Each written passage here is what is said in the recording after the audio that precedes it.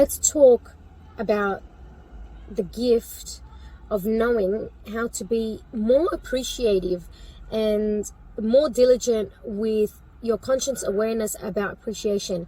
Now, in modern society, you will notice that a lot of people utilize the word grace and gracious and gratitude, and everywhere you look, it's the new realm. You notice cups and the clothing and the pens and everything about gratitude journal, gratitude this, gratitude that, and that's all good and great. What I'd like to share with you, and to get you to understand a little bit more deeper, is gratitude comes from a form of appreciation.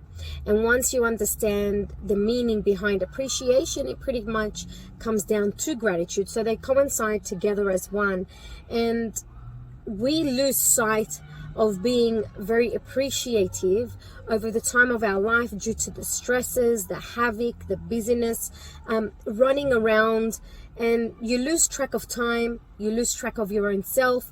You even sometimes get to the point of a burnout and you lose track of your own individuality, and you might even find yourself isolating yourself from others, or even from your own thoughts, patterns, behaviors, addictions. Or you might find yourself doing the opposite to that, that you're becoming more attracted to being addicted to something.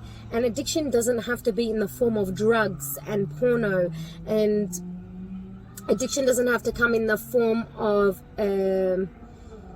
narcotics, alcohol, or anything so much like that. Addiction can come from a form of impulsiveness during a time of, like, Black Friday as an example, when people love to shop. That's an impulse, that's an addiction. Addiction scrolling through your phone, looking through TikTok. You hear that is something that's really popular these days, and that's a form of addiction.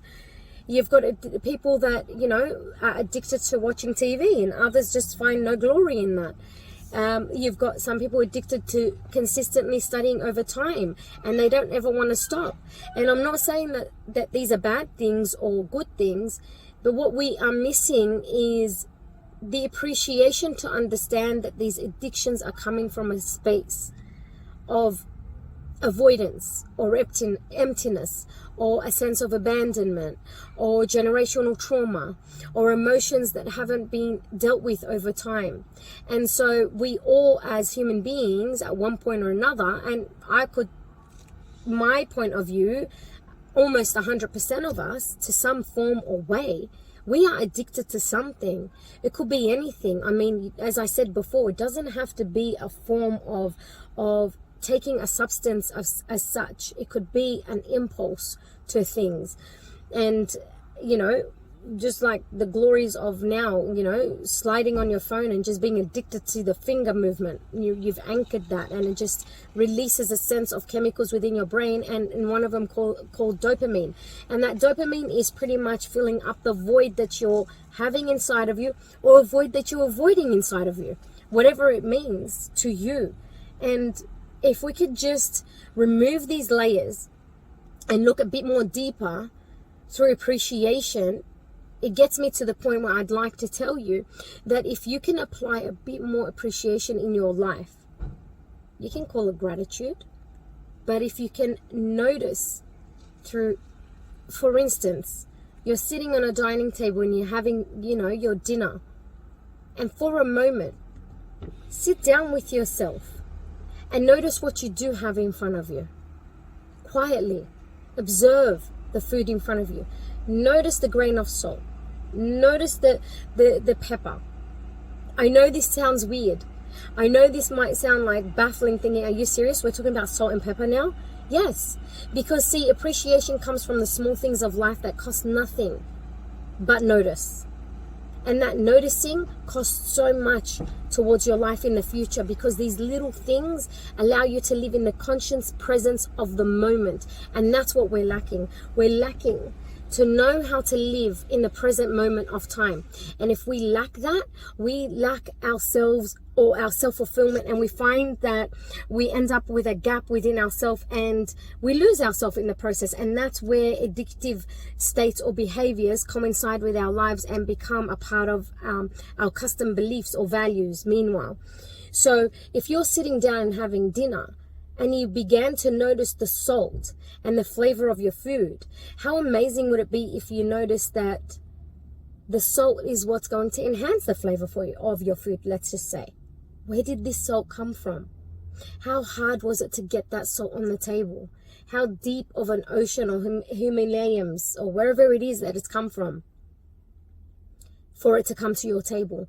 I mean, see, when you notice these little small things, these little practices of appreciation, you'll begin to look at things at a bigger picture and observe things in a more conservative way where you find life isn't so bad.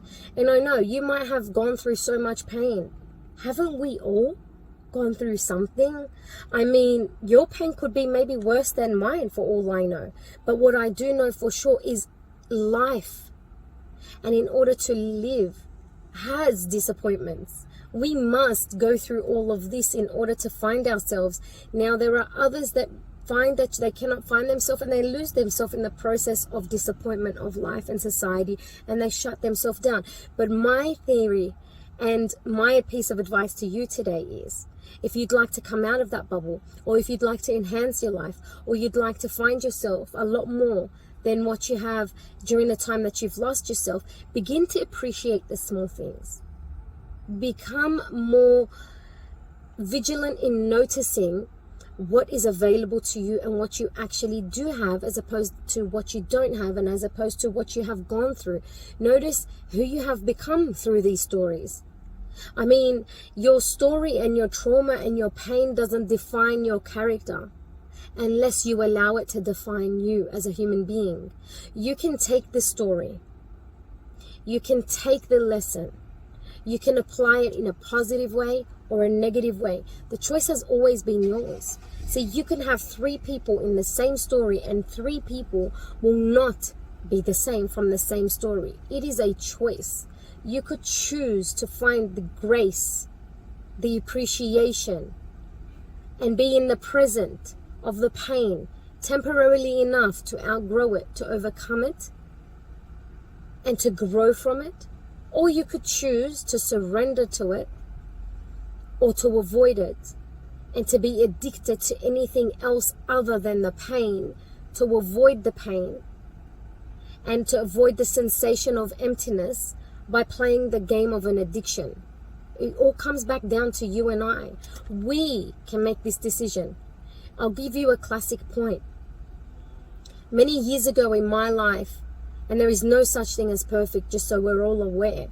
Many years in my life, I fell down into a bit of a little pothole, you could call, and I wasn't very appreciative. Being an optimistic person, generally speaking, I have my down days, and I didn't find the hope, the grace and appreciation that I needed to pull me through.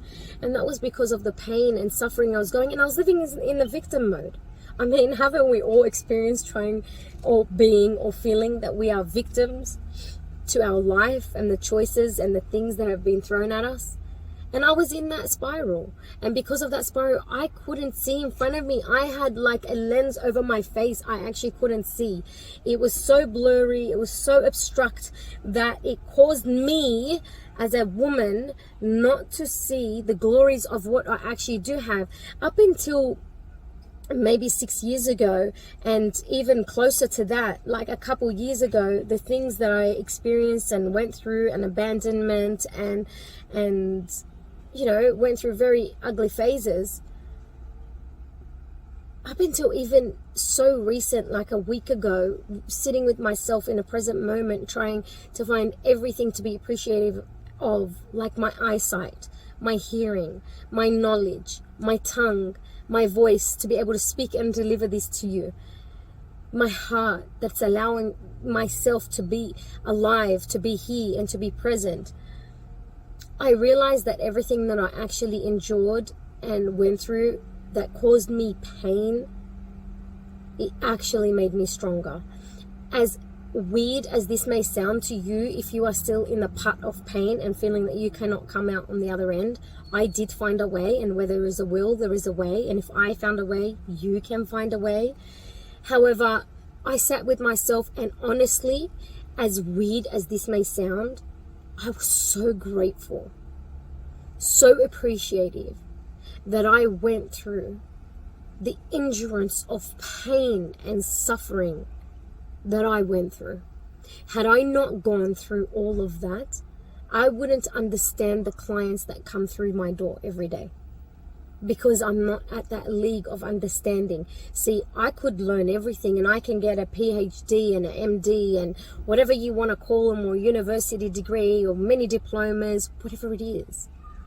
But if I don't have the experience backing up my stories, my analogies, my metaphors, and my pain and suffering, and I haven't come out on the other end, I mean, how much could I understand my client? See, I could understand them at a psychological level, but not at an emotional level. And if I cannot understand an emotional level, where is my empathy coming from? And hence why I got so emotional. And I think, and I truly believe this, I honestly, truly, truly believe this, that had I not gone through the pain that I went through, the suffering that I went through, the things that I experienced that were not pleasant, that I didn't deserve, I would not be having this conversation with you right now. I would not be recording what I am recording right now. It has taught me so much. It has taught me resilience. It has taught me patience. It has matured my brain into a form, a human, a woman, to be able to deliver, to understand, to empathize, to sincerely really sense with my clients, with myself, with my children, with my partner, with my mother, with my siblings. It's really allowed me to see so much more clearer than when I was like blinded by the truth of pain. And hence why my piece of advice to you today is find the appreciation, even if it's a grain of salt on that table. Think of how hard it was to bring it there. Think of how beautiful it is for you to have the salt. As much as I'm going to say, you shouldn't have too much sodium and iodine and all of that to some degree in your diet from these things. But the fact that you can, and you have this, and you don't lose sight of your hand movement, your physical body, your mental state, your capacity to grow and learn. I mean, we are different to animals. We have more logic and reason to be able to grow and enhance and dream and create. Whereas the animals are limited within an Amazon of a pyramid where it's survival. I will eat you to survive, and I will run from you to not be eaten. And that's the chain.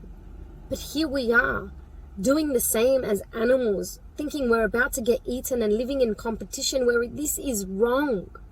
This is absolutely wrong. The only person you should be competing with is with you the day before and the day before that. And that is the only person in a week and 2 and 3 and 5 years time is the person you compare yourself to, because the competitive state is only putting you in an animal mindset, which is no reason to be able to survive. It gives you no reasoning to be able to cope. It disconnects you from yourself and your body, and it shifts you away from appreciation and gratitude and acceptance. And I mean, what do we all want except to be accepted? But if we can accept ourselves first, I mean, it won't really matter about what people think. And then judgment of others will no longer oppose who our identity should be as women or men and children and youth. And it needs to start with us. Next time you're sitting down with yourself and you're driving your vehicle or you're looking out the window, smile. Notice that the sky is a piece of art that changes every day. And God is the artist. I mean, you might not have met him, you might not have faith. That's up to you. It's your prerogative what you choose to believe. I believe in God. And I believe he's a miracle worker to see this. And no, I do not question the suffering that we have gone through and oppose that God, is the prosecutor. And I don't look at it as a test. I look at it as a lesson for us to grow. He's given us challenges. I look at the suffering as a challenge. Who are you going to become from it? Ask yourself, who am I right now as an identity from the challenges that I've experienced? Based on, this creation and this world that we live in, who am I going to become from my experiences? Who am I going to shift from? Who am I not going to be anymore? Today is the day that you make the decision to change and to apply the appreciation, the love, the connection, the gratitude, the grace. If you cannot hear, you can see. If you cannot understand, you can learn. If you cannot feel, you can taste. There are many other ways you can deal with things. And if you find the truth in all, you will find truth in yourself. Believe that change is possible. It's inevitable. It's a choice. Challenges will come. There is nothing that's going to stop the challenge. Whether you choose to be disconnected or addicted or lost, it is going to come. Whether you choose to be sheltered from it, hidden from it, or living in a bubble, it will come. Your character is determined by the choices you make right now, by the decision that you make when you realize that you are enough as you are. Regardless of who you were yesterday, today is the day that you can apply change and become a better woman, a better man, a better anything. Take on that challenge and notice the grain of salt. Notice where it came from. Notice the glories of everything you do have, as opposed to everything you don't have. Sending you all much love and appreciation from my heart to yours. I pray that you have a fantastic evening. Goodbye for now.